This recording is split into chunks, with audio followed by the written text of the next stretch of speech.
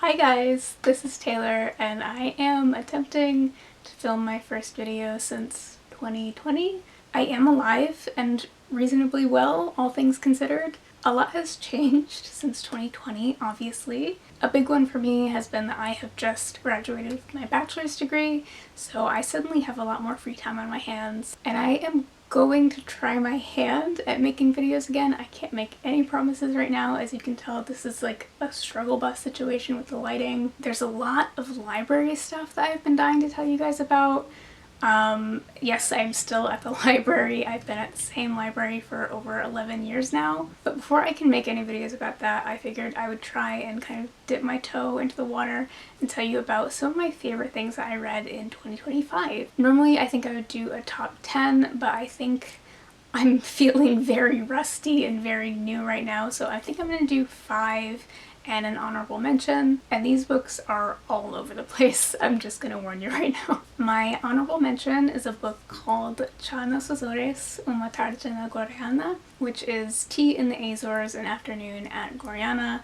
Hello Portuguese speakers, I'm so sorry. I was lucky enough to spend part of March 2025 in the Azores, and I picked this up while I was there. It's kind of like a creative nonfiction, probably intended for like older kids. It has these beautiful illustrations, but it also has a lot of text in other areas. And it's basically about the agricultural history of the Azores and about the Guiana tea plantation, which is the oldest surviving tea plantation in Europe. Basically, this book ended up being so special to me because it's the first book that I ever read in Portuguese, or any language that's not English for that matter. And of course, after like struggling for a month and a half to read this in another language, I found out that there is an English translation, so that's awesome. But it's near and dear to my heart, and it will always remind me of my trip, and it has these cool green edges. So that was my honorable mention, but my first like solidly top 5 book of 2025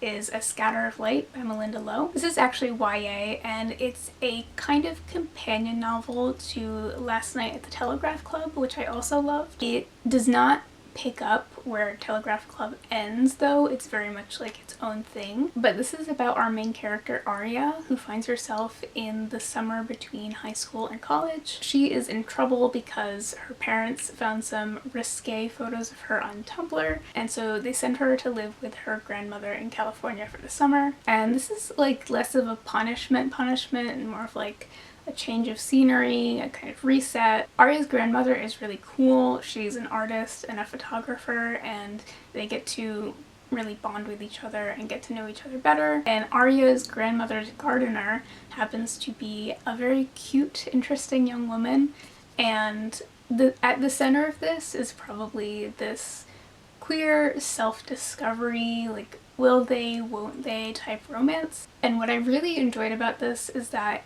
it didn't give me like overblown YA romance type of vibes. I found it to be pretty realistic, and so I really enjoyed it for that. But probably my favorite aspect of this book is the setting. It really feels like this like sumptuous summer day. I remember like cracking this open at the end of the day and just kind of like dissolving into it. It was just such a nice reading experience, and the setting was so like grounded and well done. I also really enjoyed the ending, and the eventual connection back to Last Night at the Telegraph Club was so touching. And on a completely different note, my next favorite book of the year was Everybody Says It's Everything by Shannette Elliott. You may remember Shannette Elliott as the author of Brass, which is one of my absolute favorite books of all time, and this is her second novel. This follows adopted Albanian twins Drita and Petrit, or Pete, who are adopted into an American family living in Waterbury, Connecticut. And this mostly takes place in 1999 when Drita and Pete are in their mid-20s. Drita is a healthcare worker who has stayed in Waterbury to take care of their disabled mother, and nobody knows where Pete is. He has a girlfriend and a 5-year-old son, but nobody has heard from him in like 3 years. Pete's girlfriend is attempting to get on her feet after years of addiction, and so she turns to Drita to help her, which causes Drita to really bond with her nephew for the first time. And eventually, through multiple perspectives, we find out where Pete is and what he's been up to, and that he might be getting into something way over his head. And of course, like, family secrets get uncovered and things like that. So basically, and this might be a hard sell, and I completely understand that, but I don't know any other authors who write about poverty the way that Shannette Elliott does. It is gritty and grimy. There are moments of levity, but overall you really get a sense of what it's like to live in a really impoverished place without opportunity. I found almost every character unlikable from the outset, but eventually, as I spent more time with them as a reader, I got to have a soft spot for almost everybody. And you can begin to understand why they've made the choices that they've made. I just love this author for writing a book like this. And while Brass is still my favorite of hers, I can actually see the argument for why this one might technically be better. I think there's a more substantial plot in this book, and the way that certain plot elements tie back to each other and things are interwoven, I think it's really well done. My third favorite book of 2025 ended up being Piranesi by Susanna Clarke. I was visiting friends in Boston for a long weekend, and I ended up absolutely hating the book that I had brought to read on this weekend. So my friend Sydney, who has been on this channel, recommended me this book and basically suggested that I go in kind of blind, and here we are. I absolutely loved it. I do stand by her recommendation of going in mostly blind, but for the sake of this video, this is about a man, Piranesi, living all on his own in this elaborate labyrinth of rooms and statues, and the bottom floors are all flooded, and from the top floors you can see the stars. And Piranesi is very clever, and he keeps elaborate notes on his world, and then some other stuff happens, and that's basically all you need to know. Basically, Piranesi is one of the most charming characters I've read in a long time. I really feel like this book is a kind of meditation on innocence, which I think is really beautiful. I also think the writing is just dead on, and the tone is just perfect for what it is. And ultimately, I really feel like this is like an everyman's book. I feel like almost anyone could pick this up and enjoy it, which is kind of rare for this channel. So we really celebrate Piranesi for what this is. My second favorite thing that I read in 2025, and my favorite novel that I read, is YN, or Your Name, by Esther Yi. Let me first say that this has one of the lowest ratings that I've ever seen on Goodreads.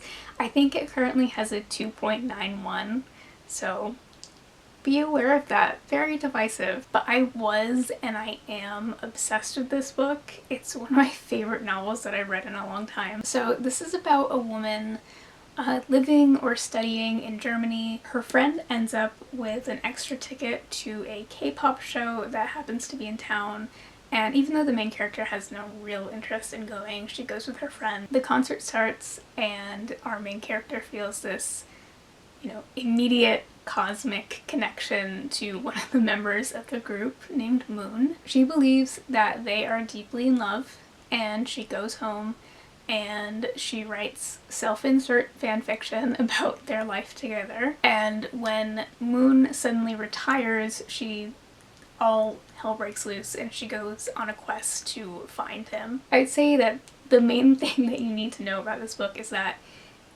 it is so intentionally overwritten that it actually becomes farcical. Like, the writing is ridiculous, the characters and their actions are ridiculous, the dialogue is ridiculous. I think a lot of people have gone into this thinking that it's like a K-pop novel, and it's really kind of, it's not. It certainly uses K-pop, and it examines the kind of parasocial relationship that happens sometimes with K-pop fans and lots of different kinds of fans, let's be honest. But somehow it's also like not really about that. It's just a wild ride. I read this on a whim and I'm so glad that I picked it up. It's like one of my favorite things that happened in 2025. And finally, my favorite thing that I read in 2025, and this should not be a surprise if you know me in real life. I was incapable of shutting up about this. It is Nana by Ayazawa.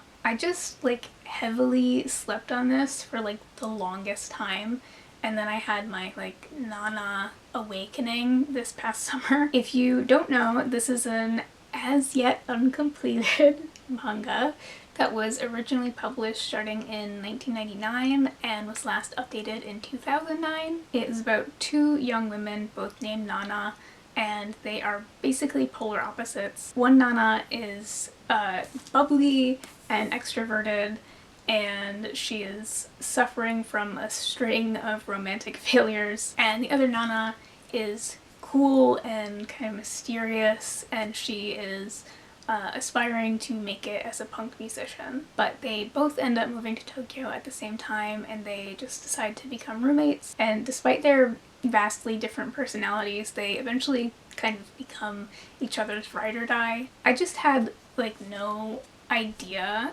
that I had the capacity to feel this way about a manga. Obviously I love Sailor Moon, but Sailor Moon has this gigantic nostalgia factor for me because I started reading it when I was like 5, and I had actually been struggling to connect with another manga until I read Nana this past summer. Ayazawa is just masterful at portraying like messy, nuanced relationships and like the emotional turmoil of like your early 20s when everybody is just trying to figure everything out. I think you could probably call a lot of this like melodrama, but I am here for it. I eat it up with a spoon, I cry, and I love that this is really aimed at like an older audience. This is really like adults having adult problems, and I love the nuance that comes along with that. And of course the art style is just so iconic and beautiful. So Nana became like one of my absolute favorite things in 2025, and I'm not specifically talking about like this volume of Nana, but rather like Nana as a broader concept. So those are my favorite books of 2025. Definitely let me know what you think. Thank you so much for watching this after I disappeared for 5 years under mysterious circumstances. Hopefully I get better at everything, and I hope 2025 treated you well, and I don't remember how I used to end these things, so bye. See you later.